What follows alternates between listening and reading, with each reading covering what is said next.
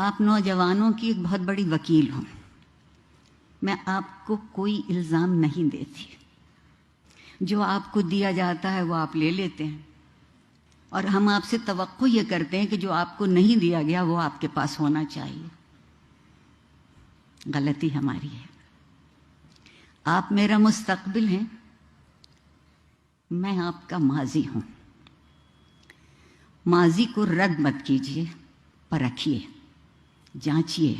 اگر کچھ اچھا ہے تو آگے لے کے بڑھ جائیے، اور پھر ماضی کو دہرائیے گا نہیں. ہم آج تک پچھلے 75-76 برس میں ماضی کو دہرانے کی فکر میں ہیں. وقت گزرتا ضرور ہے مگر پلٹ کے نہیں آتا. ہمیں وقت کا مسافر ہونا ہے، پلٹنا نہیں ہے گستاخی اور بد تہذیبی کی طرف. اور ایک بہت لطف کی صورتحال اس وقت موجود ہے کہ بزوم خود جو خود کو بڑا پرہیزگار اور نیک کہتے ہیں، ان کی گفتگو سنیے تو خیال بے آبرو ہوتا ہے. اور وہ جو خود کو ہمارا سربراہ کہتے ہیں، ان کی گفتگو سنیے تو زبان بے آبرو ہوتی ہے. جو خیال اور زبان کی آبرو نہیں رکھ پائے، وہ ایک قومی ریاست کی آبرو کیسے رکھ پائیں گے؟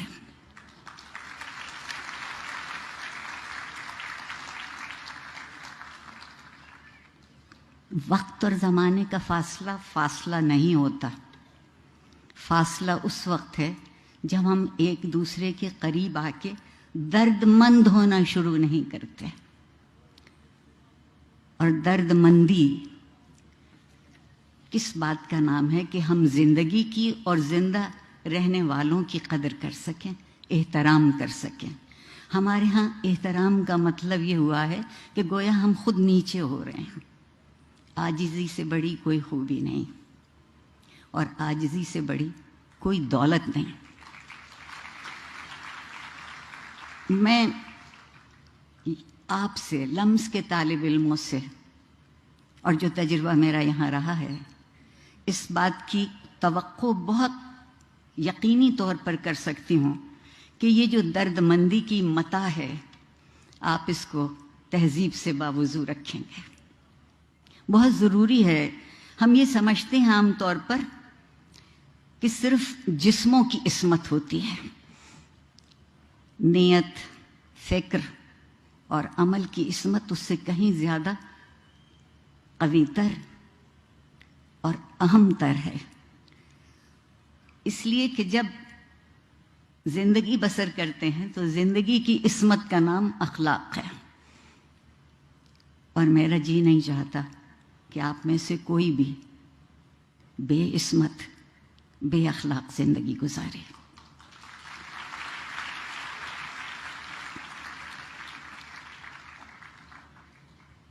جس معاشرے میں تعلیم اخلاقی قدروں کو پس پشت کرنے کے لیے استعمال کی جاتی ہو، میں صرف لمس کی بات نہیں کر رہی.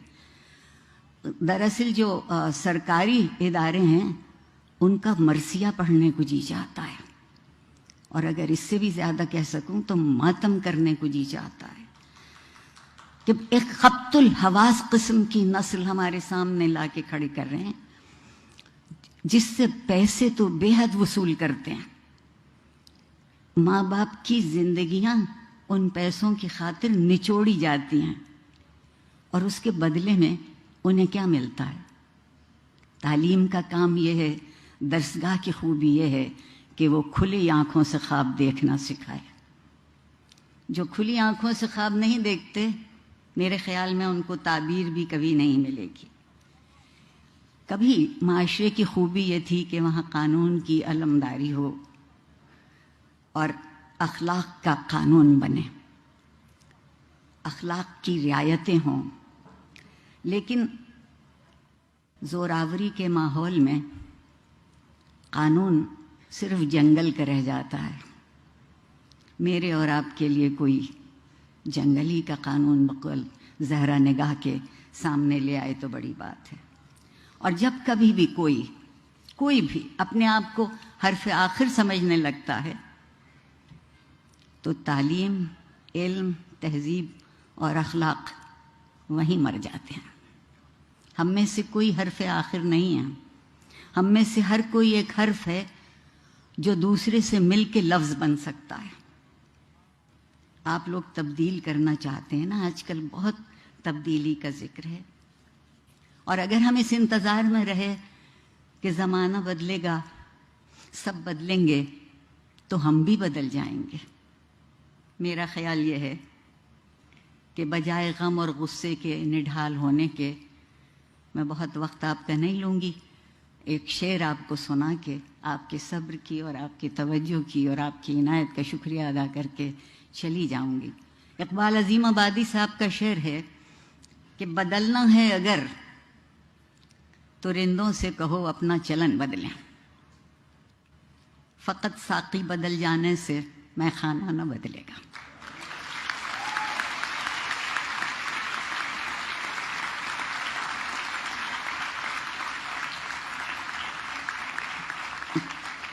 پروردگار آپ سب کو کامیاب اور سرخرو کرے۔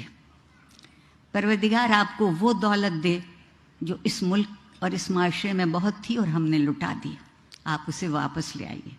میں والدین کو کی بہت شکر گزار ہوں کہ انہوں نے آپ کو اس طرح سے پالا اور آپ کے استادوں نے آپ کو اس طرح سے تراشا۔ میں آپ سے یہ کہہ سکتی ہوں کہ میں آج جو بھی ہوں اس میں میرے والدین اور میرے اساتذہ کے علاوہ وہ معاشرہ شامل ہے جس نے ہمیشہ جب کبھی میں لڑکھڑانے کو ہوئی تو میرا ہاتھ پکڑا۔ بڑی نوازش، بہت شکریہ۔